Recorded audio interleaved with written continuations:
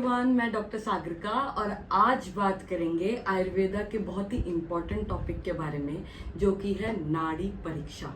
नाड़ी मतलब आपके शरीर में जो वात पित्त कफ है, और परीक्षा मतलब इन्वेस्टिगेशन।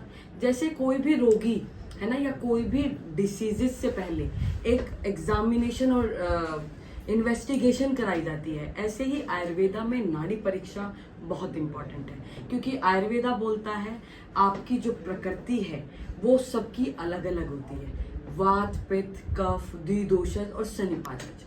तो उस प्रकृति में जब कोई भी डिसबैलेंस होता है तो उससे विकृति मतलब रोग उत्पन्न होता है। तो अब रोग उत्पन्न किस कारण से हुआ है वो आपको प्रकृति और विकृति से पता लगेगा, है ना। तो उसको जानने के लिए, उस प्रकृति और विकृति को जानने के लिए हम नाड़ी परीक्षा करते हैं। अब पिछले टाइम में वैद्यास जो थे, हमारे सीनियर वैद्यास जो थे, वो हाथ से नाड़ी परीक्षा करते थे। लेकिन अब क्योंकि ह्यूमन प्लस और न्यू टेक्नोलॉजीज आ गई हैं, तो ह्यूमन प्लस मशीन दो चीजों से आपकी परीक्षा की जाती है, आपकी प्रकृति और विकृति की। आपको बताया जाता है आपकी प्रकृति कैसी है, आपको उसके हिसाब से क्या क्या खाना चाहिए, क्या क्या नहीं खाना चाहिए, और आपका कौन सा दोष इम्बैलेंस हो रहा है और उसको कैसे बैलेंस करा जाता है। ये सब आपको नाड़ी परीक्षा के द्वारा बताया जाता है। ऑल्सो क्योंकि दोष तो नाड़ी से पता लग जाता है। अब बात रहती है धातु की। जैसे आपके शरीर में 7 धातु होती हैं, रस रक्त मांस मेद अस्थि मज्जा शुक्र। तो एक एक डिसीजेस, कोई भी डिसीजेस होगी वो एक धातु से रिलेटेड रहती है।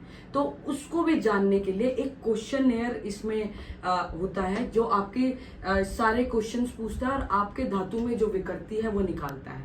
तो आपके दोष में जो विकृति है, धातु में जो विकृति है, वो निकाल के फिर आपके रोग को जान के तब आपकी चिकित्सा होती है। और यही एक आयुर्वेदिक अच्छी चिकित्सा मानी जाती है। तो आपको भी कोई भी आयुर्वेदा चिकित्सा लेने से पहले आपको हमेशा अपने दोष, अपनी प्रकृति जाननी चाहिए।